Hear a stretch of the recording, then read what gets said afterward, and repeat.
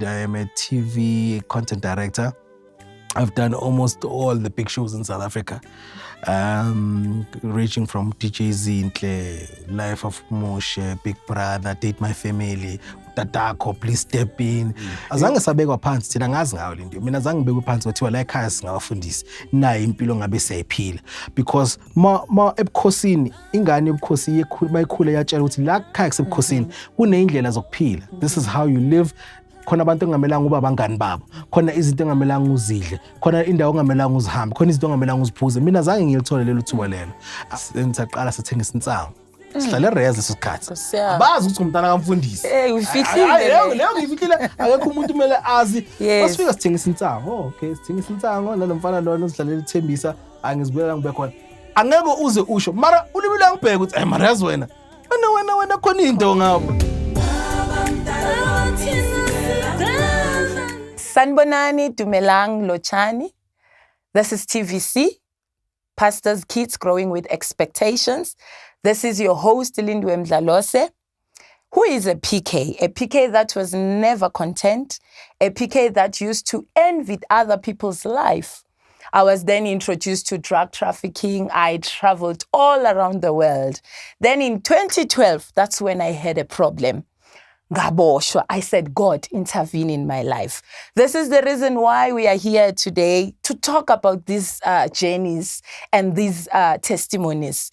Today, we are so highly favored.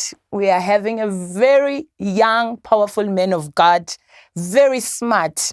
He is a content director, a mentor, a young pastor, and an artist manager. So indeed, we are going to go deeper. He is a PK. Wow. Shalom, man of God. Yeah, my sister. Wow, we are blessed to have you. Sure. Can you kindly introduce yourself and tell us about your background? Yes, so Kamala Musmobilo Ndlovu. A lot of people know me in the industry, the TV industry, as Tsapho Ndlovu. So it's a funny story. Ukuthi uma ngisesikoleni, my teachers, my white teachers, bathi kubazali bami, mfana lo maqhubeka empilweni. Abantu ngeke abamele bamqasha ngeke bakwazi ukusho igama lakhe la kaSinqobile. And then but I should use uTshepo instead. So that's how I got to use Tshepo, and that's how I got in the industry as uTshepo. So I'm a father of 4, 3 boys and 1 beautiful girl, the most beautiful girl in my life I've ever met. I am a father, of course. I'm a pastor right now. Now I'm a pastor. I'm also a PK, and they are still serving the church. I'm also a husband, married to my wife. We are 8 years married and 18 years together. Soon, Jimasenza 10 years, so it's a 20 decade together in a relationship. I'm also, as you said, I am a TV content director. I've done almost all the big shows in South Africa, ranging from DJ Zinhle, Life of Moshe, Big Brother, Date My Family, Tatako, Please Step In. The list is endless. I just wrapped up my first cooking show right now. I'm a busy celebrity, Mystery Box, one of the biggest shows. It's an award-winning show also. I am a mentor. I am also a pastor, but I'm also a community uplifter, because ngifila ngathi somehow kuyonke into mele si uplift last buya khona. So I'm also that, and I'm also currently, I've written the book, but I've written a book called Mentorship Simplified. So I think kulezinto engidlule kuzo, I think every young person should get a mentor, or should at least have somebody or a mentor. True. That's the little about me. Wow. Like I said, we are highly favored today. Nimzwileke ukuthi, uyasebenza. And what I love the most, ukuthi he is a young pastor. Uzalwa abafundisi, waqhubekisa into yasendlini. Remember kunalesisho esithi enceku umfundisi akamzali umfundisi. Namhlanje we are here to say no, ayikho lonto bathandekayo umfundisi uyamzali umfundisi. Well, sizoxoxa-ke, I'm really happy today because ngino PK. As much as I-show yethu it's Pastor's Kids. So namhlanje ngino PK ozosixoxela nje ngohambo lwakho noJehova ukuthi being uPK ukhula la ekhaya ebandleni ubunzima, challenges, like kunjani ukuba i-PK? Like what I love the most ukuthi sikhuluma iqiniso. Yes, La yes. sidlule khona, we are not even faking it, we cannot even kube khona into esizozifihla, but I just want you to take us through ukuthi uhambo lwakho noNkulunkulu as a PK lube njani and lunjani namanje. So ake ngiqale la mhlambe if we can start from what you said mawuthi abantu bathi umfundisi akamzali umfundisi, yet abantu babelievela ukuthi isigebengu sisala isigebengu. Everything that is wrong abantu bayishayela izandla, oku-right abantu bayi-disregard ngenxa yokuthi abantu bafuna ukuba ne-control of outcome yabanye abantu. So uma abantu bathi abamzali umfundisi, I think that is totally wrong. It is what they wish or they want to control. Umfundisi yamzali umfundisi, I am here, I can testify to it, and I've also have other pastors' kids who abangabafundisi bona, even though badlule into in abadlule kuzo. So being a pastor's kid, I can say this is my personal experience. Mina for the first 18 years of my life, I struggled to find myself because for the first 18 years, you are trying to please everybody else besides yourself. Abazali bakubheka ukuthi ube umntwana oright, esontweni wafuna uba umntwana ohloniphayo, umntwana smart. In the same church kunabantu, your peers who expect you to be a party animal, to be a human being. Abanye bafuna ukuthi ube fashionista, abanye bafuna ukuthi ube nemali, abanye bafuna ukuthi ube humble, abanye bafuna ukuthi ube bold, abanye bafuna ube yonke lento. So for 18 years of my life, I struggled to find myself because mele ngiplease wonke umuntu who's coming towards me. And uzithola ke akunalo umuntu okutshelayo ukuthi ilife yini. Azange sabekwa phansi thina ngazi ngayo le nto. Mina azange ngibekwe phansi kwathiwa la ekhaya singabafundisi nayo impilo ngabe siyayiphila, because ma ebukhosini ingane ebukhosi bayikhule yatshela ukuthi la ekhaya kusebukhosini kuneyindlela zokuphila. This is how you live. Khona abantu engamelanga uba abangani babo, khona izinto engamelanga uzidle, khona indawo engamelanga uzihambe, khona izinto engamelanga uziphuze. Mina zange ngilithole lelo thuba lelo. Angazi ngawo ukuthi mhlambe wena bakutshela bakugayida, kodwa mina my parents never gave me that guidance. I had to learn, and abantu bebathi kimi, "Ayi, wena umntana mfundisi mara ngeke ube umfundisi, so noma ungaba yini life ini yakho." Yabona abanye bathi, "Hayi wena mele ube yi-doctor, wena mele ube yi-lawyer." So I struggled so much for 18 years to find myself ukuthi okay, kahle kahle mina ngubani. To the point where there was a time I was like, yazini, yeah, ngcono ngife. Ngcono ngife because I understand ukuthi ngubani. For 18 years to struggle ukuthi uzazi ukuthi ubani, umuntu lento le is very dangerous. Because as soon as you reach the age of 15, you need to start now, okay, ngifuna ukuya la kule direction of life. I reached the age of 18 not knowing ukuthi ngubani. And which was the hardest thing. Meaning that if you do not know where you are going, uzothatha advice kuwonke umuntu, number one. Number two, uzoyeka wonke umuntu akuyuze because you are trying so much to, okay, I think taste la, I like sevens. Okay, I think taste la, I like sevens. I think taste la, like sevens. So I really found it hard to find myself. I am 37 right now. I'm still finding it hard to find myself. I mean, ngubaba 4 kids.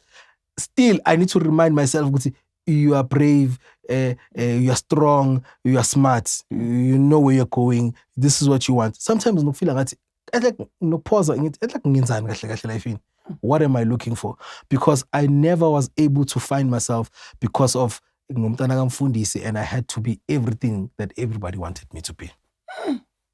Wow. Yeah.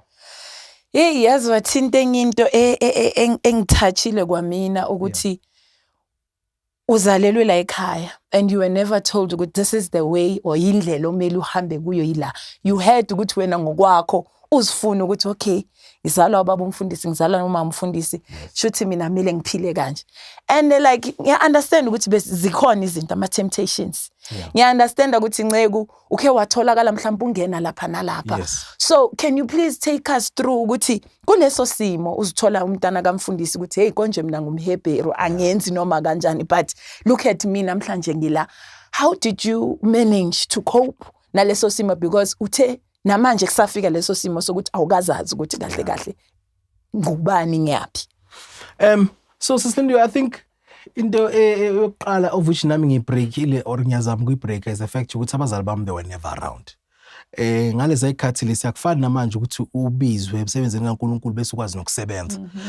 I remember my father left his job so that he can become a full-time pastor. And all my parents did was always be at church. Monday umkhuleko, Tuesday umkhuleko, Wednesday ama home cell, Thursday yini, sivakashela abazalwane, Friday kiwa kuphi umkhuleko, Saturday inkonzo yabomama, Sunday service. So I can tell you now, yonke into engizamile empilweni yami ngizame because abazali bami abekho kuzongigayela number 1 number 2 ngayizamela ekhaya. Ukuqala kwami ukuphuza utshwala, the first time ngiphuza utshwala ngaphuza ekhaya abazali bami bangekho nabangani bami. Intombazana yokuqala engalala nayo ekhaya because abazali bami bangekho. Yonke into engayenza, insango, usigarette, yonke into engayibhema, yonke into engadlula kuyokuqala ngayenza kuqala because abazali bami ekhaya abekho. So which is also the danger. I always say this. I think mara sizofika lapho ukuthi the first time I got healing was the day I spoke to my parents and baxolisa. Ngathi mina kubona nizo accounta ngokuthi nagijimisa ibandla nashiya eleni ibandla ekhaya. Of which is what happened to me and my sister. Sazikhulisa thina. Hayi ukuthi bona bebacabanga ukuthi bayenze into kaNkulunkulu bagijimisa uNkulunkulu, but the first thing is they need to take care of their family before they can take care of the church. And that's how I guess Lindy, I got into these things, tasted this, I tasted that. Okay, uthi uyabheka ukuthi okay, yini into engayenza semele ngiqale ngihamba amaphathi. Okay, I need to now know amane prayer nini, ngadotsha ngobani isikhathi, ngahamba nini. You know, now sengiqala ukukhala isikhathi ukuthi abazali bami ngiyazi ukuthi from 6 until 9 ekhaya every day abekho intambama. So shooting like 3 hours nje yokwenza noma yini, and they would never find out. Of which they never found out until angazi how old I was. And that's how I got into stuff. And it was even worse because akunamuntu okukhuza. Instead when ubona ngathi I need more time, so uma ngiqeda matric ngcono ngihambe la ekhaya ngizokwazi ukuba ne free time. But yonke lento le ibiyimbewu etshalekayo to explode to the things that I went through later. Uze umuntu athi yazi uLindiwe bengekho so, hayi uLindiwe beka so, just ukuthi imbewu bengakakhulu ngephakathi. So mase ikhulile i-character iyavela ukuthi oh kanti lento le yenzakala kanti unje kanti yes nginje because lento beyikhula phakathi kwami. Umuntu akaqali nokuba nge-anger, uqala ngokuba angry. Yes. And from being angry, and then it turns into anger, that thing. As soon as it turns into anger, ama symptoms were anger, sekayaphuma. Bese umuntu uthi ubhitha wena cha bengekho ubhitha eqaleni ngaba angry ngakwatiswa kuqala before ngizoba umuntu okwatini. So that's how it happened to me. My parents were never around. I started learning izinto ezikusasa ezingangilimaza bangekho bona. Nkosi yami. Yeah. So Ncegu ngiyakuzwa kahle ukuthi kakhulukazi abazali uthinta into ebalekile ukuthi uma mfundisi noma nobaba umfundisi lapha ekhaya asisho ukuthi manithi nibiziwe phela sokumele nikhohlwe nokuthi manje nibheke abantwana ekhaya, because uthinta isubject ebalekile kakhulu ukuthi bona bebathi benza into right phambi kaNkulunkulu ukuthi baphusha nalivangeli uNkulunkulu athi baliphusha kanti emuva kuyalimaleka. Wow. Hey ngiyabonga kakhulu because lento ishoyo I remember ukuthi nami ngiya aligna nokunye okushoyo ukuthi ukuba ama PK really it's not easy. Sisizwa uNkulunkulu because njengoba usho ukuthi from Monday to Monday ivangeli la ekhaya kuphansi phezulu and forgetting ukuthi nathi singabantwana siyasifuna isikhathi sabazali. Yes. Yes. Uyazi wathinta engithi Ncegu ebalekile and masithi siyabheka imindeni eminingi ethina efana neyethu ama PKs kunama issues amaningi. It is because of lesi simo sokuthi sigijimisa kakhulu the agenda kaNkulunkulu, of which we are not saying wrong. I say it's wrong. Kumele sibalance. Asizama ubalance. I mean, I got to a point. I remember first time I umfundisi for 10 years now. This year is my 10th year. Wow. I remember one time umunye mama masesontweni ingane yakhe beba ecampini kwaba nento ukuthi umthola azange kube no right endlini. They call me as a young pastor ngicela uzokhuluma nobani. At midnight ngavuka ngashiya wami umndeni ngagijima ngathi ngiyosiza. This is the very same thing engithe mina ngifuna ukuyinqamula kubazali bami nami sengijika ngiyenza. Uyangizwa ngithe mangibuya ngatshela unkosikazi yami ngathi yazini ngeke ngikwazi ukuphila mina so. Le ukuthi abazali bami bangishiya bagijimisa ibandla bangishiya bagijimisa abonke abazalwane kodwa mina banganginakekelanga. Phela mina ngiproduct yokulimala because ekhaya zanginakekela. And asingathi bazali uma unika umntana imali kusho ukuthi uyamnakekela. Number 1, number 2 ungathi uma umthengela ifoni edurayo sithi umntana uyamnakekela. Singathi bomnika ipocket money eningi udlula abayisithi uyamnakekela. Ukunakekela ukuthi uhlale naye udlale naye ube nesikhathi sokuthi noma singadlali singenze ube la nje ubaba mabe la mina ngihlale la. Leyo nto le feeling ukuthi every child, especially as a boy, you love to feel your father around. Can you imagine if bese ngiqala ukudesa ngikwazi ukukhuluma nobaba bami ngithi hey baba yazi khona intombazane so. As a matter of fact, my firstborn was born out of wedlock. Actually, my firstborn was born out of wedlock and is not my wife's child. So you can just imagine ukuthi if ubaba bengikwazi ukuthi bengikhulume naye bengangonisha ngento esiso. Ukuthi ba indoda ungakhona into esiso sex before marriage uNkulunkulu akazithandi mangabuzolana nomuntu wesimame kuyinto engayenzakala. Yabona ubaba bekhona la angiguide step by step.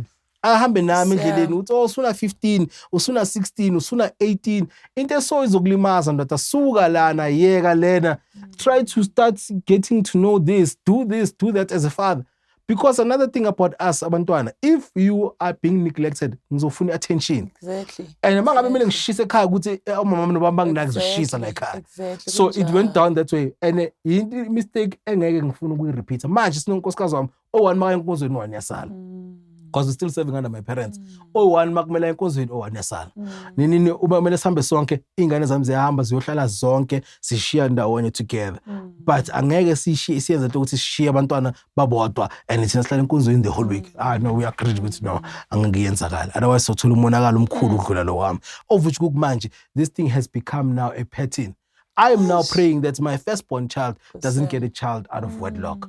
You see, so I've created a pattern manje of which nami ya creator ubabami. I-pattern creator ubabami. Ethi yena wenza into right phambi koNkulunkulu. Kanti siyalimala la ekhaya. Yo.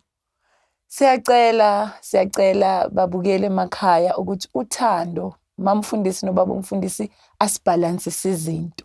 Yes sibiziwe but nala ekhaya akube nebalance. Can you please take us through ingukuzwe masowuthi okay sizoyikhuluma mase sifika sikafiki kuyo. So uyakhula manje. Ngizwe ma mention ukuthi ekhaya baze bayithola into yezinto ozenzayo while they were not there, because when you used to invite friends, your first girlfriend, wow, wambizela endlini. So mase siphuma leso simo sokuba njani manje between you and the parents? So okay, so iqala la sengiqedile ukudlula ka matric, everything sayenzeka ngisho sengine-pattern yami engiyaziyo. Okay, now the next best thing is to get away from my parents. They still seeing me as innocent ngoba if anybody mphakathi or in the community abazali bami bathi umntaneni simbonile ngathi hayi, my parents will always say mama okay akunankinga ithi ngiyimizwa ngibuze. If I say no to my mom, she will say okay. Yabo until I told her mara mina ngathi no, it's a no. Mara until I told her. So ngiyaphuma ka matric ngiyaqala bengifunda private school in Midrand, private college varsity. So ngihlala elapho eRez, ngihlala eRez everything. So ngiqala lapho mangifika, I think I remember it was the second week uma ngifika, met this guy, I'll never forget his name. I met this guy and then besimbiza ngo-stress bekahlupha kakhulu. Saqala sathengisa insango. Sihlale eRez leso sikhathi. Abazi ukuthi umntana kamfundisi. Uyifihlile. Leyo ngiyifihlile akekho umuntu kumele azi. Masifika sithengisa insango. Okay, sithengisa insango nalomfana lona usidlalela ithembisa angizibuyela ngibe khona. Angeke uze usho mara ulibile ngibheka ukuthi mara yazi wena khona into ngapha, but I always said hayi uyangisukela. Okay, sithengisa insango kunama LCO esikolweni angizingeni mina. Kunanani kodwa hayi angizingeni anginandaba futhi mina indaba bengakhonzi ke mina hayi anginandaba. One day I had to meet my mother in town. Ngisuke eMidrand ngeJozi. My mother looked at me and said something is wrong with you. You're smoking something. I said there's no ways. I think the time bese siqala ke sesifuna izinto ezistronger, we started mixing again now we started mixing. Back then in 2008 bekhona i-drug elisha elifile bathi pink ecstasy. Believe nama Nigerian, we used to smoke in Pretoria. So we're close to Pretoria. So every time I was from umnandi bese vele Pretoria ngama student. Awuyafona mama baba ngishoda nge-textbook. Malini 1.5. Okay. Ping yangena 1.5. Siyabi sihamba thina sohlala nama Nigerian ngale ePitori sophemela khona. So the time we're heavy into the thing. Friday siyazi ukuthi nakanjani masichayisa we are going to smoke the thing. So that's when the into insango came in. We've started funding ourselves.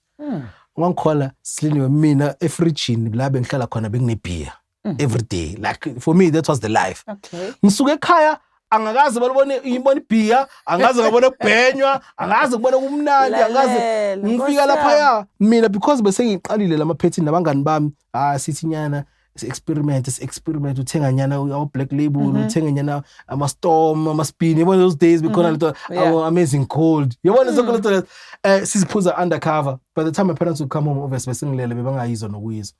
So we get there, and my mother starts suspecting there's something wrong with me. Mina, in my mind, I'm thinking, okay, couldn't I pick up a cigarette? Okay, she didn't like that. Okay, so it was a quitter name. That was the agreement. But every time I go born, umzali yamazi mntanakhe. So bangibheka mama was like, no man. Khona into eyenzakalayo la. And then, okay, I don't know who she told, but I know which I got a call from one of the ladies, a very close lady from my church. I told him, so you are this song. No, I'm next. Because she was a teacher back then, so I think they understand. I got to corner uchwala, no. Carried on smoking. And then we started moving to stronger things. Hey, we started moving to stronger things. Let's cutting So, my mother one day, I think was she mad. I think I can't remember what really happened, but she knew there was money in the case, in a person. So I think for her, azangang confront, but raise my suspicion to wrong la. Wrong. One day wa rock up again res. Magafiwa thola kunuka erumini lam. That's when my mother knew it's okay, this guy is smoking things now. And there was already tension because obviously abazali bethu bafuna ukusigayida mara abasitshela ukuthi mamela this is guidance. So yena in her defense she comes and says ngifaka intshayelo, but it's not intshayelo but no baba. That for me it was like a more of boguphi. Because that was the first thing. Beni guphi impilo yami iqhubeka. Wena nje kuphela into oyazi ufuna ukubona ama pass mark. Makunika ama pass mark shothi uyavumelana ukuthi ngiqhubeke nempilo yami. That's how my mother found out, okay, there's something that I'm smoking. Hamiskati, I was studying law back then. I studied law for 3 years. And then I said, you know what, I'm actually quitting this thing. I'm doing nothing with my life. I said, I'm going back home. Packed my things, came back home. I'm actually enough with this life. For 6 months, next. Something, all I was doing was smoking, drinking, smoking. Pumeli 8, ubuyendlini ngabo 10. Ukuphi ugcwele istrata yonke indawo awuzazi ukuthi uyakulo as I've disgusted myself one time ngazithola sengibheme RG level bekuyi-55 back then, and I was like yemi lana asebheme RG njalo nje ngilela ukuthi ngibele 20 rand ngokhe ngiye ukuthi ngemayilula or ngebasuthwini or ngikujesu ukuthi ngibheme RG. And I lowered myself. Ngaba indodana yolahleko straight ukuthi ngathatha ifa lami ngalilahlela le ngalidla ngalibhubhudla ngahamba ngasenyodlene eyingulube. I became that. But all of this was a cry for attention. Uma abazali bami bangekho, why ngizophila kanjani, ngizogayida ubani? I had to figure life out myself. Uma abazali bami basabona ukuthi Mosheke babona ukuthi kuba nomntana la endlini. I think I was 20 or I was 21. He's 13 now. This is 13. And for me, my parents then saw, okay, there needs to be an agent intervention la. And there needs to be something that needs to happen. My parents set me down, said, okay, cool. Smamelege, kwenzakalani. That's when I started telling my parents, I'm happy so azange ningikhulise, azange nibe khona, azange ningiguide. I didn't have time for my father. I didn't have time for nothing. Uyagijima esikolweni abazali bekho basenkonzweni bakutshela ukuthi angeke sibe khona. Abangani bakho abazali bakho bahleli phezulu emagrasini, gijima. Bona bayaqala enkonzweni bathi hayi khuleka ube lapha esikolweni masiphuma enkonzweni emkhulekweni sizokulanda. Uyayithonta kanjalo. And they never gave me a sense of my parents want to be present. You understand? But also, the day we sat and spoke, into yokuqala eyangimangaza, they were not aware. No. Yes, they were not aware that we are ignoring you. In their minds, they were thinking, we are cooler, thina sikhulisa ibandla. We are cooler, thina sikhulisa ibandla. And ngabatshela ukuthi you cannot expect me ukuthi ngibe umzalwane ningangithathisa ngoJesu. Because umama was like, kanti wena awusumntana kaNkulunkulu, uJesu awumazi, ngithi ngimazelaphi? Ngimazela ngoba phela ngimuzo sontweni le njengabanye nami la ekhaya zange khona into unkosikazi amathanda ukuyenza. So I pray online on my social networks. Unkosikazi after praying or before praying uthi njengoba khulekela laba bantwana labo. So she holds me accountable ukuthi uma uyoshumayela ukhiciza le nala ekhaya khuluma nabo ngeBhayibheli bafundisa iscripture. And ngiba frustrated sometimes, but I know what she's doing. She's trying so hard ukuthi nginga experience banga experience lento ngi-experience because mina I felt neglected by my parents. Now these ones must not feel neglected by me. Ukushada umntana kamfundisi, ukuthanda nomntana kamfundisi, I think you need to go for counseling. Because abantwana abafundisi bathwele and bathwele izinto abangakhulumi ngazo. Abantwana abafundisi abaningi babulawa depression, abantwana abafundisi abaningi balimela izinto yonke bathulile. Wena ufika uyashada, mafika ushada lapha yonke lento leya iyabuya or ku relationship uyabuya yonke lento le. Hey, ngifila ngathi uyangiuza, ngifila ngathi uyangineglect, ngifuna attention yakho, ngifuna konke lokho, ngifuna lokho kwakho. So mina always tell people, if you shada umntana mfundisi, you need to go for a serious marriage counseling, but not also marriage counseling. A psychiatrist or psychologist. You need psychological help.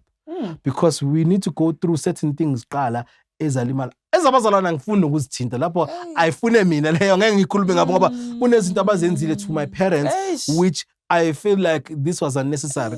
My mother was attacked last year esontweni by umntana omzalwane, and for the first time I reacted. And I said, there's absolutely nobody who's going to disrespect my parents. Not even in my presence. Noma ngingekho ngifuna nilazi noma ngingekho akekho nomuntu oyedwa ozodelela abazali bami ngoba mina ngazi abazali bami ba sacrifice mina ukuthi nina nibe right maqeda nina futhi niyajika futhi niyabadelela ngathi mina cha ngeke, that is not going to happen. It got so tense singabatana abafundisi that my sister took a break from our church. Oh my. Yes, it got so tense. I'm not even scared to say it. She's not right in church list. She's fine. Like right. Like utati break. Like she's like, she goes to another church. She goes to a very close friend of ours, a family friend, my father's son actually. She goes to that church because of the things that we go through and harbor. Mose sontweni awukwazi ukwenza yonke into ngoba wena umntana mfundisi. Awukwazi ukukhulumela abazali bakho, awukwazi ukwenza lutho, kumele ubukele izinto zimosheka bajabule. Kumele ungakwazi ukuthi if into umuntu yamosheka, you can't stand up because bazothi wena ufuna ukwenza yonke into. Yo, ayisiliyo kuningi man, kuningi. Yo, hey, kuningi impela. You know, ngihleli la nami, you are just like healing me. Nami yang restore because really people they can think ukuthi all is well. When they see us going out there to churches and stuff, they're thinking ukuthi hey, these are the blessed ones. And they don't know ukuthi kuyashisa. And now we have just mentioned into yesonto, let alone our personal things. Enkonzweni nayo ufeel ukuthi they can make you to say ngifuna ukuyeka mina lento ngifuna kuba umuntu phaqa. But sibonga uNkulunkulu Musa because if it wasn't for him Ncegu sinqobile really ngabe sayeka kudala. Sibonga lo Musa, sibonga lo Thando, sibonga lokunakekelwa lamandla every day asinikeza wona. So wow, I'm blessed. Thank you for watching. We really appreciate your support. And guys, if you really want me to come to your school talks, if you want me to come and speak there, school talk, masontweni kuma organization, you can book me. The information is on the screen. And please, guys, do not forget to like and subscribe. Moving forward, can you kindly tell us about being a young pastor? Because I know it's not easy now. Can we just sixoxe nje ngalokho? So, I think each generation yakudala, again, ngenze baba mesi example, they did not have double the challenges that we have today. For example, bona they did not have to go to Bible school. Uma babiziwe abantu bebazokukholwa ukuthi ubiziwe. Uma ubiziwe esikhathini samanje bakubuza ama credentials wakho. Sibona ngani ukuthi ubiziwe. Thina sikwazi ukuvula ulwandle livuleka amanzi abovu noma awukwazi ukuthi asikakafiki kuleyo level. There needs to be something that they can see, that they can trust you ukuthi this thing can really happen. Number 2, I'm learning also ubaba ufunde into yokungabi himself but to allow umzalwane abe themselves and walk all over him. So umzalwane can be rude, angakhuluma naye kanjani, yena abe soft. Mina in the other hand, mangabe uqala akhuluma nami kanjani. You see? So and that now bakulabela njengomfundisi ongekho right. Because when uyaphendula abantu or when uyazilwela or hayi kumele uNkulunkulu ukuthi akuphendulele. Baba mashwanja. Uyekela uNkulunkulu uNkulunkulu uthi akuphendulele uNkulunkulu uzokulwela, whereas I am here I'm saying yes mele ngivumele uNkulunkulu and mele ngiyekele uNkulunkulu, but how do I address this disrespect that's happening right now? If Sislindiwe, I'm a pastor and a member of the church disrespects me in front of the other church members, they will never respect me because of this one. True. So uma mangithi ngilungisa lo kuba ngathi mina angibi right ebusweni babonke umuntu. So I would have to, just like the time I take my mom, I'd have to go back to the church and say ngiyaxolisa ukuthi ngikhulume kabi, ngiyaxolisa nokuthi ngi-overreactile. But if bekumama omunye umzalwane, okay, asithi if bekumama omunye umfana ke, ordinary guy ongakhonzi la, do you think mabazo attack umama ke esontweni bekayothula nje? Bengekathula. So mina it means that number one ngumfundisi, I can't say anything mele ngithule. Yeah, I'll always be referenced to my father. Yeah, but your father used to go house to house, angena acela abantu, akhuthaza abantu. I don't do that. I do it on social media. I don't do that. So there's always that comparison. Ukuthi babakho bekayenza so, wena wenza so. Babheki attitude kababam, babheki attitude yami. Babheki future kababam, babheki future yami. Ukuthi babakho wasibuildela isonto. What is your next thing to do, you know? And those are the pressures of abantu basibheka ngelihlo lomuntu, but nobody says, but the anointing has fallen on this boy, or the calling has fallen on this boy. Asesimtrain, asimkhulisa, asimenze ukuthi, nobody's saying that. Everybody else wants to see me matured manje. And wonke umuntu ufuna ukubona soshumayela manje. Wonke umuntu ufuna ukubona wenza sense manje. Wonke umuntu ufuna ukubona ucontrol itemper yakho manje. Yonke into yakho mele igijime ibe yilevel yobu maturity now. Nobody wants to be human. Abantu bacanga ukuthi abafundisa akusaba abantu. Abantu bacanga ukuthi abafundisa akusaba abantu. Umfundisi ufonela ngo-12. Umfundisi kuyagula lana, ngicela uze. Thank you. Okay, sharp. Ngiyambona, thank you. So uma ubiza umfundisi la ashare le family yakhe ukuthi kwenzakalani nefamily yakhe. Abantu abayiconsider. If mina I say angeke ngize ngikwazi kwenza into, it means that I don't qualify to be a pastor. So you can't have reasoning. But okay, mina ngesikhathi esiso angitholakali. Well, bathi into yabelungu labafundisi babelungu yibo ukuthi abatholakala from 9 to 5. So after 5 abatholakala. Thina mawucala ukuthi wenza into kanjalo because I am a young pastor ngine schedule esempile. Bazothi uthi no, you need to be at church the whole time. So it's very difficult also. You can also see ukuthi sometimes ngathi into mayikhuluma ngathi ayiveli kahle. Ngathi ngoba umntana and abanye bakhule bakwazi, abanye bakhule bazi nezinto zakho waziyenza. So but abakuthathi serious ukuthi lo lo ya muslo wayenzani, lo wayenzani. So literally there was somebody who said to me, "Akusulobeka bhema lo ya." So yeah, it happens. There is a pressure of being that. But mina slowly by showing uNkulunkulu uyangisiza. Amen. I think I'm working towards it. Kukhona nabantu abahleli nami who are helping me. I know there's a very good friend of mine, Bishop Zama Mkhongo. This man is very good. Bafana Mtambo, he's also there. Bakhona nje, khona uMazabane, uMaruse Mpumalanga yena. Mongezi. And those guys, they are here. They want to see me grow. Mfethu ungalwi nebandla. Mfethu ungakhulumi kanje. Izama ukuthi wena ba-address abantu kanje. Iba gentle, iba in. Abantu abangaphandle, these are not people who are inside. So it transition from umfundisi, I can tell you now, is the hardest thing, especially uma bakhula bazindaba zakho. Mina ngaba nomntana before umshado. Already lento le yang disqualified to most of abazalwane uba umfundisi wabo. Because lo wayenza so uzositshelana. Uyoshumayela kanjani ngeabstinence? Uyoshumayela kanjani ukukhuza abantu abasha ngoba udlulelawe? Kahle abantu bayashintsha, uNkulunkulu uyamshintsha umuntu. Kahle abantu abapowerful ngongababheka, yebo iholiness ivangeli vele ngiyayipromote. Kodwa ngicela ukutshela mina uNkulunkulu onomusa. The merciful God. Mina ngicela ukutshela ngomuntu onomusa. Sisilindiwe manje angithi lo sisi akahambi noNkulunkulu. Ubanjiwe omunye usisi eBotswana, waseBotswana, bamambe I think Iraq or somewhere. And she's on a death row. Uyangizwa? Angithi akakhulekela uNkulunkulu. Mara mina ngicabanga wena uNkulunkulu waba nomusa kuwe. Angithi yena akakhuleki kodwa wena uNkulunkulu waba nomusa uthi okay shall la lempilo ayikapheli and ngisafuna uqhubeka. So people do not see that also. Abantu abanamusa. They will always remind you, oh, lawyer. So, but it's getting there slowly but surely. But yeah, kunzima, I don't want to lie. Yeah, I don't want to lie. I try by all means. I still, the way you still try to get it. We still sometimes put up chairs. sa-connecta, sisayenza yonke instrument. You know, we do our level best. Ukuthi uma sikhona, ngenza exceptional things. Abazalwane abakuthola ukhona laphaya. So it's hard. Wow. Hey, ngibonga i-honesty yakho. Ngibonga nje ukuthi ukhuluma into engaphakathi kuwe.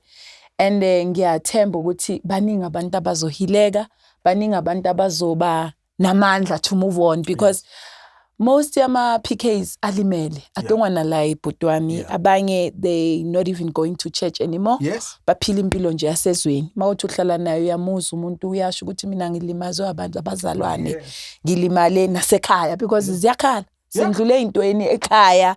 Our parents, as much as we are saying ukuthi they were never there for you. Nathi sihleli nasinakho kunye sikhala ngakho emakhaya but sisizwa uNkulunkulu because sesibabheke nabo sithi sibaxolele ukuthi inkosi yami abazenzi pressure yabantu ebandleni bafuna ukuthi yabona bafudumaze wonke umuntu. So ngithanda ukubuza la singakaqedi ngoba sesiye emaphethelweni ukuthi do we see uPastor Sinqobile Ndlovu ane ministry yakhe ayimele or you are just going to walk with your parents until mhlawumbe uNkulunkulu abakhumbule then you take over kule situlo abahleli kusona? That's a very difficult one. So abantu ababona anointing upon my life bathi anointing yami yokuqala iministry mara mina kimi uNkulunkulu akaka Gimakakasho next personal. Number 2, ngina ministry, but I don't see bandla. It's different people coming together. For example, ngine Young Married and Saved, which is an organization. It's not an organization, it's a movement, it's a ministry for couples amancane ashadile. We are running for 8 years this year. It's every year on December. It happens every year on December. I bring couples from every province, every denomination, white, black, colored, whatever you are. They come together and we sihlanganyela, sishare izwi, sishare ama tips, siyakhuleka. It's a movement. So in the movement yabafana, nkosikazi wami movement yamantombazana. It's a ministry, those things. In the ministry, in the street ministry to go share the word estradeni. Sisilindiwe enye uNkulunkulu angiphe yona ukuhlakanipha noma iministry ukuthi ngikhulekela amaphoyisa ama-freeway. Ngiyayipaka imoto ngiyagijima ngiyakhulekela amaphoyisa. Give me ministry lento leyo yabona. I don't have to stand behind the pulpit bese ngiyakhuleka. On my social media, almost every day I pray. I motivate. Angidingi pulpit. So ngathi angidingi pulpit. Ngathi angidingi physical pulpit. Angidingi that building for me to be a minister. Kwamanje I'm supporting my parents full force with everything I am, financially, creativity, talent, yonke into enginayo ngekhona, nomndeni wami ukhona. Mangithi umndeni wami sengisho ukuthi inkosikazi wami nabantwana bami, we are all there. And uNkulunkulu uyavuma uNkulunkulu. If akavuma, Sisilindo, can I tell you, mina ngibhekanga uPastor Ibandla. If uNkulunkulu uyavuma, uNkulunkulu angavuma, siyaqhubeka ngempilo. Kodwa anointing le angiphiwe na akekho umuntu ozoyithatha or akekho ayikho ibandla engalivimba. I don't have to be at a certain church or I don't have to be at that church in order for me to operate. Yonke indawo it's ministry. If I'm doing it on social media, I don't have to do it la bandleni labo abakhona. Angeke ngilwisane noba pulpit. Aqhubeka yena ahambo lakhe until uNkulunkulu azamkhumbule. And if uNkulunkulu has anointed me to lead the church, I'll lead the church. If not, I can things oyenza. But I always say to him, if mina uNkulunkulu baba angakhuluma by the time ushona, it's fine, I'm leaving. Yonke into ngiyoshiya yonke into ebandla ngizohambela ngizithulela ibandla. I'm okay with it. I'm okay. And angikho kulento leyo ukuthi it's a must ukuthi ngiphathe la. No. For me it's like a no. Marubaba makasikhona, I fully support my parents. I fully support my father. I stand with my father. I stand with my parents fully. And ayikho futhi into engangivimba ukuthi ngingami nabo. Ngime nabo yonke into mabangithuma yonke into yenzeka. And manje I am now playing a role of also taking care of them because there are small projects like fixing stuff that abangasakhulumi ngazo mina ngiyazikhuluma. And for me it's a matter of okay, they've done their work and they've done almost 30 years. This year, next year they're turning 30 years in the ministry. And for me it's like they've done all they've done. And uNkulunkulu banikile abantwana, so abantwana bakhe, abantwana babo must serve, and that's what's happening right now. So ukuthi ngizoliphatha ibandla, I don't know. I don't want to lie, I don't know.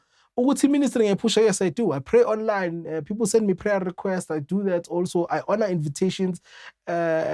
Sunday, Father's Day, I'm going to be preaching somewhere else. That's what happened.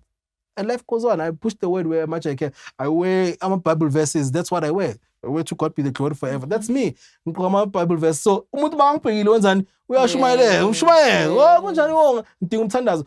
You know, something I've also I don't know ukuthi ngizoyiqala noNkulunkulu angiphe yona is to go stand emarobotini ngiphathe board and say Jesus loves you. Then ngijambisela, the other one says God has not forgotten about you. Just emarobotini umuntu umabona le board yabona iministry leyo. To me ministry, I don't have to qala ama revival. I don't have to. For me, the little things that I can do.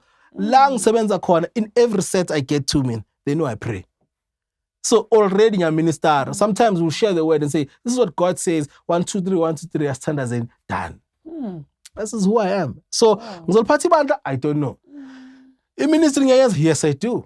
Ngiyathandaza, ngiyenza yonke lento leyo, ngiyamotivate, I do all these things. I think for me that's good enough. Yeah, it is. It is. No, may the Lord continue to increase. Uyasebenza kakhulu. Yo, mina I'm blessed. Yazini ngiyahileka, ngiyarestoreka myself ngiloko ngihleli la. So nginenge nje question enginayo for wena sesiyovala. Ukuthi how is the ministry and nomshado wakho? Yes. Is it something that you and your wife nibambisene ngayo kusmoothie or kukhona la kubuye kube ngathi mhlambe niyachayisana? So I just want to know there, olalele ekhaya, a young pastor like you, ukuthi what can you say to them ukuthi no kuyasebenzeka kuyahlaleka siloku sibancane? Yo, you know Silindiwe, it's funny. 3 years ago sinomngami sesalwisa ukuthi mina ngifila ngathi uyangibambezela yena. Ukuthi phela mina nginobizo mina. Mele ngigijime ngihlanye ngiphushe ngibe, you know, but I don't think in any way that uNkulunkulu angabiza mina angabizi nonkosikazi wami. It's that unkosikazi wami, number one, as her pastor, I'm her pastor, I need to preach to her so that she gets to the level that she needs to be, number one. Number two, I need to guide her and mentor her with, okay, njengoba siqala singena ku-ministry sisebenza, what is her role? What is my role? Ihamba kanjani? Iphelela kuphi ukuba umfundisi noma mfundisi bese sesiba indoda nomfazi? And the transition between the two, because kukhona ukuthi mhlambe mina ngumfundisi mode unkosikazi, mina ngifile ngathi akekho la. For example, uma ngishumayela, I've seen this from my parents. When my father is preaching, my mother is praying, and for me it's masaqala bengexpect ukuthi yena benjalo kodwa ngamtshelanga. And akuyona into akhulele phakathi kwayo, ukhulele from a normal family abakhonzayo nje, and then washada nomntana kamfundisi, and then umntana kamfundisi became umfundisi. Now there's a whole transition. Now she needs to get through all these things. Phezu kwaloko she needs to grow nampela kule experience engibuya kuyo njengomntana kamfundisi kuze ngifike la ngithatha uJesu futhi kuze impilo yami ishintshe futhi bese lapho ngihambe right. So we always have a conversation of are we together? Yes, we are together. Okay, so shumayela endaweni so siyenza so kanso, are we together? Yes, are we together? Okay, masiqala ukukhuleka, ngicela ukhuleke nami. Okay. She starts learning those things. She started learning those things. She started also walking now a journey of self-empowerment. She read a lot of books. She followed a lot of pastors' wives. She tried her level best to find herself, you know, because manje angeke abe no asithi inendoda umfundisi eshisayo bese yena angabi le level. Ngoba bakhona abo sister sontana bambhekayo lo mfundisi abafuna ukuthi mina ngaba kule level yakhe, you see. And that is what broke a lot of marriages abafundisi, and especially young pastors. Thatha abantu abangasabafundisi abakhuliswanga maqeda lapho sifuna abafundisi manje. They must be pastors' wives now and act like pastors' wives and breathe like pastors' wives, but nobody has taught them. Nobody has showed them. Me and my wife is not telling if yonke into right now needs to pause for us to be okay, I say pause. Me Silindi unkosikazi wami ngifanele manje akhuleka nganishiya mina. Angeke futhi ngilibele ngicabanga ngani or ngangeni message yakhe yathi I need you now. Akhulekani guys. Senzobona ukuthi ngiqeda kanjani siqeda la manje. So we've learned that nothing must come between the two of us. Together we can conquer everything. But on our own, everything can conquer us. So we've learned the thing. Uma sesigijima kakhulu. By the way, we are able to speak to God and say, Lord, as we are starting this journey, please equip us. And that's what we said. Please equip us. Let us find ways ukuthi singene ku ministry ngendlela right. asifuni uvele sigibele nje phela abazali bethu bavele bagibela bachayisa bayeka imisebenzi hey silambe lapha kunamali akunakudla yonke lento lena hey yabona lento le iba kanjani thina we've asked God iwisdom ukuthi how do we get into this ministry, because if we get into this ministry are you going to look after us, are you going to look after our kids, are you going to look after our future? Thina smile ukupha yonke into yethu mara kodwa lokho sibusisa ngakho kwenziwa kanjani. I know ukuthi umuntu angathi abazali bethu ngokuserve uNkulunkulu will take care of us, but it's true, we are still alive because of how they were serving God, right? But the thing is salimala empilweni zethu ngoba bebangekho. That one we must never shy away ukuthi abafundisi la bebangekho empilweni zabantwana babalimazini bakhona bebakhona, and we see the results. They are grounded, they are engineers, they are what abazali babo baba grounded, they were there, abazali babo were there, they paid attention to them. Umzali uba umntana umfundisi or uba umfundisi ubuza umntana wakho ukuthi right, that's the only thing. Right, yes, right, okay, sharp. Mawungekho right, okay, ake ngime kancane kwenzakalani. Bongekho right nayo bakushange alcophylix uphethe flu. Uma wangekho akuzi temperature kancane alcophylix uzoba right. Shanga alcophylix bakungena engubeni ufake. They did everything what they thought they were doing right, which was taking care of us ngendlela yabo, not to be present. So that thing elimaza. So I make sure, my wife and I make sure we are always in sync. Uma singekho right, ayikhuleka into asiyenze noma ayime kancane so that we fix us and then we tackle things. Ngoba khona ukuthekela iministry nibancane ningakazi ukuthi nenzani enye problem leyo. Sizohamba silisa abantu inyoka, sizohamba sipha abantu ini utshani ukuthi hey so you know, so gcina senze wrong because we did not speak to God, we are not in sync. Angeke ngize ngiyeka right ayeka left but uNkulunkulu njengo Adam mhlazane adle futhi uNkulunkulu ambuza ukuthi kwenzakaleni, uyajika uthi uNkulunkulu yilo nkosikazi ongiphe yona, azange athi si decide noma sesayenza iphuthe kodwa wagcina sekazisusa kunonkosikazi, of which is a mistake of many men, but that's a topic for another day. But in general, we talk about everything. We make sure that Mina and I, we are in sync. If we are not in sync, we're not doing it. If we are in sync, slowly approaching where we're supposed to go. No, I'm definitely sure we are going to have you. You need to come back again because as we are going through the conversation, kuningi okuvelayo. Yes. And then ngiyabona ukuthi uNkulunkulu kakhulu uyakusebenzisa. Wow. Yes. I thank God for the wisdom ekhona kuwena. Yes. And as we are folding our show, I would like you to say a word of encouragement to abantu bakaNkulunkulu and also usho ukuthi utholakalaphi abakufunayo so that they can follow you. Okay. Thank you, man of God. Maybe one thing I can encourage to people, lokhu kubalulekile. Firstly, be kind to people. Number 2, listen to people. Number 3, understand ngento ukuthi umuntu udlule kuphi. Bakhona abantu bathathe inqumo ngenxa yokuthi bafuna ukusurvive. But for the mere fact that le nqumo abazithathile zibalidele kufeni, understand their side of the story. Please also try as much as you can to not hate anyone. Abafundi amafarisi ayambuza uJesu ukuthi Jesu kuwonke lemfundiso zakho okhuluma ngazo nakuzonke lezi zinto okhuluma ngazo the commandments eziphi ezibalekile. uJesu uthi love the Lord with all your heart, number 1, and the second one is love your neighbor as you love yourself. Ukungathanda umakhelwane wakho, ungazwani nomakhelwane wakho, unga-understand ukuyonke lento le, ungabi nobudlelwane nomuntu umakhelwane. By the way, is your brother, is your sister, it could be the next door neighbor, it could be your grandma, it could be your aunt, your rich aunt lo thuka nayo, your drunken uncle lo osekhaya. Uma ungazwani nabo leyo nto le ingakuyenza ukuthi ungangena ezulwini, ingakuyenza ukuthi uforfeit. So I would like to say to people, have mercy on other people. Awazi ukuthi umuntu udlule kuphi kuze afinyelele la afinya khona. Okutholakala ke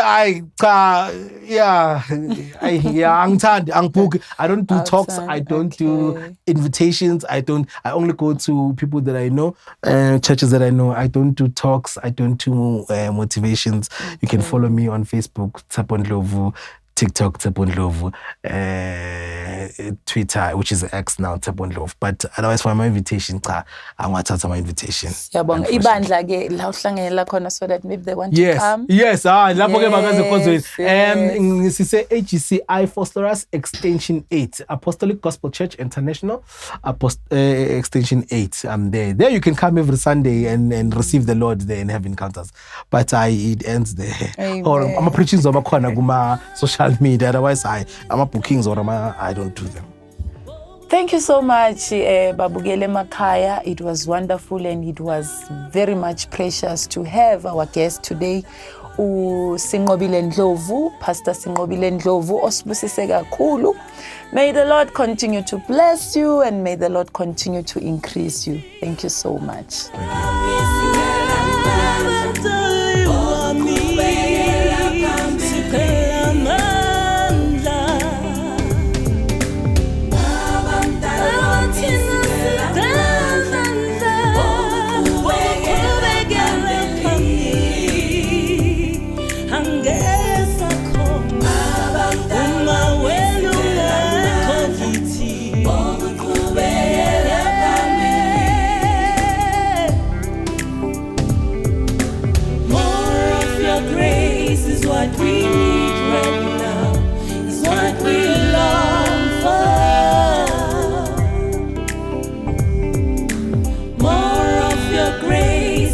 We need right now is what